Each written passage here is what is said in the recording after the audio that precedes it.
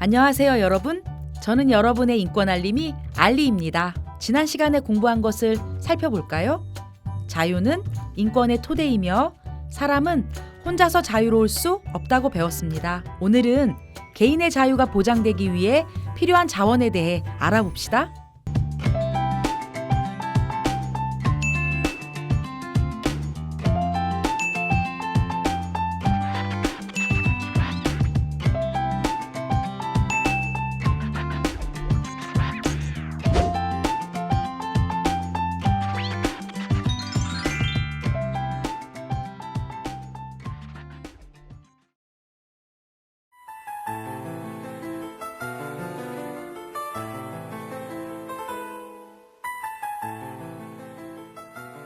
다음 상황을 볼까요?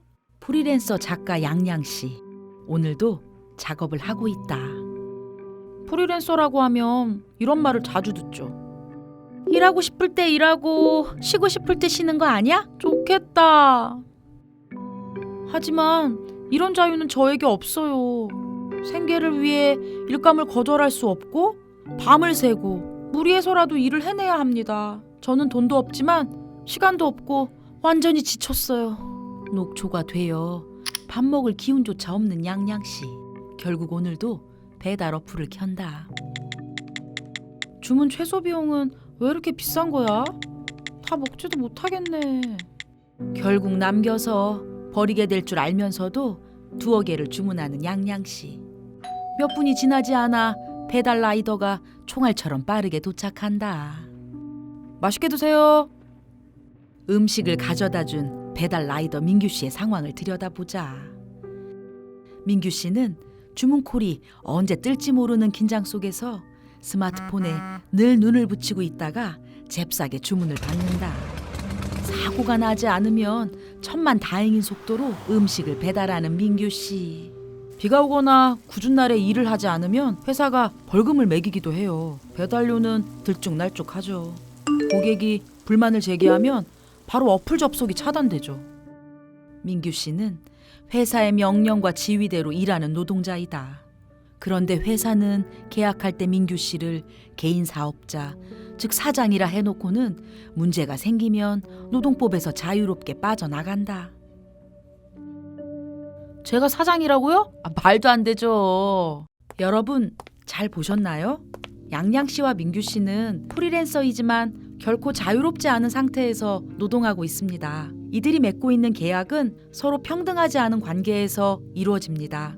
먹고 살기 위해 어쩔 수 없이 받아들여야 하는 계약은 결코 자유로운 계약이 아닙니다. 하지만 그들은 자유계약을 한 것으로 간주됩니다.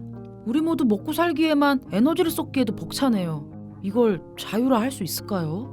우리의 노동을 보호해주는 장치가 있어야 하지 않나요? 맞습니다. 자유에는 자원이 필요합니다. 자유는 자급자족 될 수 없어요. 예를 들어 노동자에게는 그를 노동자로 인정하는 고용관계가 필요합니다. 노동자가 안심하고 일할 자유를 존중하는 사회적 관계가 필수적인 자원이죠. 이런 관계를 위해서는 제도적 자원이 필요합니다. 국제인권법과 헌법, 노동법이 보장하는 권리, 그리고 그 권리를 구체적으로 실현하는 제도와 기관, 정책 등이 자유의 필수적인 자원입니다. 자유는 사적인 문제가 아니라 공적인 문제입니다. 이 말은 개별적인 삶이나 프라이버시를 무시하자는 말이 결코 아니죠. 개인이 프라이버시를 누리려면 그걸 존중해주는 타자와 사회가 필요합니다. 마찬가지로 모든 자유는 사회적 관계망 속에서 누릴 수 있는 것입니다. 얼레리 껄레리 누구누구는 알리랑 뭐뭐 했대요. 개인 신상을 파헤치는 사회에서는 프라이버시를 누릴 수 없어요.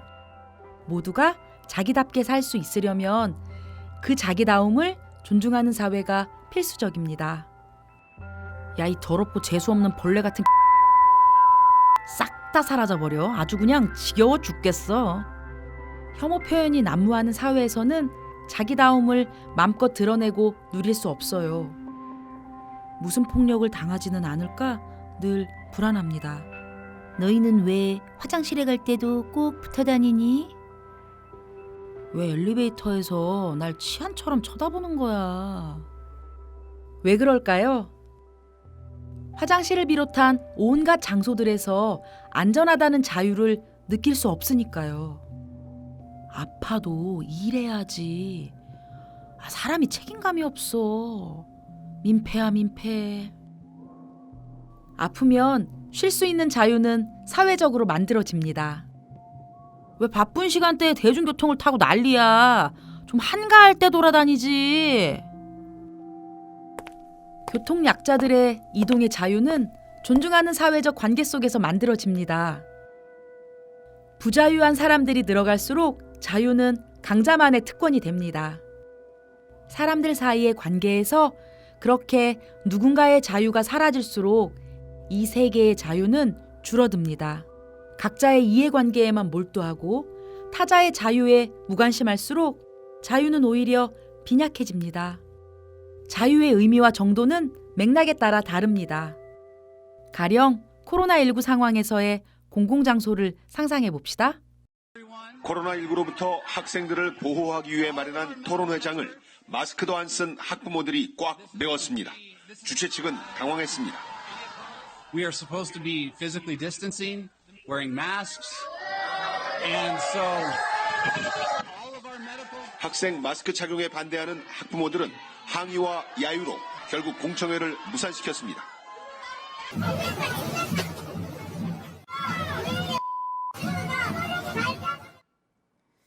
어제 광화문 집회 모습입니다. 가뜩이나 코로나 전파 위험이 높은 신도들이 참석했다고 해서 걱정이었는데 이렇게 방역 지침 안 지키는 모습까지 포착이 됐죠.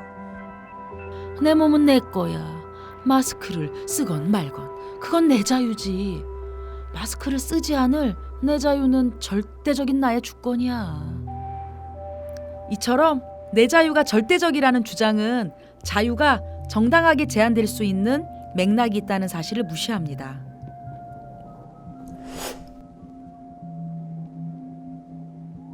자유가 개인적이고 절대적이라는 오해는 때로 사회적 약자에 대한 폭력이 되기도 합니다. 자발적으로 선택했으면 책임도 자기가 져야 한다. 이런 식의 태도는 사회 문제를 개인의 문제로만 받아들이게 합니다. 자유로운 선택과 결정이란 정당한 조건에서 이루어져야 의미가 있는데도 말이죠. 자발적인 노예, 자발적인 성매매, 자발적인 장기매매, 자발적인 대리모 등 이런 사례에서 정당한 조건이 전제되어 있을까요? 자유롭다면 자기가 다 알아서 해야지. 개인에게만 책임을 추궁하는 태도는 유독 사회적 약자를 향한 다그침으로 나타납니다. 이럴 경우에 불평등으로 인해 취약한 처지에 몰린 사람들의 고통이 자유라는 이름으로 무시될 수 있는 것이지요. 이렇게 다그칠 수 있는 위치의 사람들이 스스로를 자유롭다고 여긴다면 그건 다른 누군가의 자유를 희생한 대가는 아닐까요? 다시 강조하지만 자유는 자급자족이 아닙니다. 개인이 실현할 수 있는 자유에는 한계가 있습니다. 하지만 자유의 보장을 통해 한 사람이 이룰 수 없는 일은 다른 사람이 이룰 수 있죠. 누군가의 자유를 위한 활동이 보편적인 자유의 확장을 가져온 사례를 함께 볼까요? 나는 직장인이고 돈을 버는 일을 해본 적이 없었어요. 그래도 밑줄을 본 사람이라는 사람도 있지요. 어떻게 고용된 적 없이도 몇 조를 벌었다고 할 수 있나요? 제가 이렇게 초등학교 한 덕분에 서울시 지하철 엘리베이터가 설치가 됐고 도선버스도 생겨났어요. 그 덕분에 다양한 교통약자들이 대중교통을 쉽게 이용할 수 있게 되었어요. 그 수준을 맞는데 필요한 한 돈을 제가 분 거라고 생각합니다. 그래서 유문초나 노인 장애인들이 엘리베이터를 이용하는 구조품을 뿌듯합니다. 이렇게 우리는 자유를 통해 개인적인 가치를 실현하기도 하고 다른 사람에 의해 실현되는 자유의 가치를 향유할 수도 있습니다. 사회적 자원을 통해 약자의 자유가 실현될수록 세계는 풍요로워집니다. 서로가 손 내밀고 내민 손을 잡을 때 관계 속에서 자유는 생성되고 성장합니다. 자유는 사회적 관계 속에 존재하고 사회적으로 생산된다는 사실 잊지 마세요.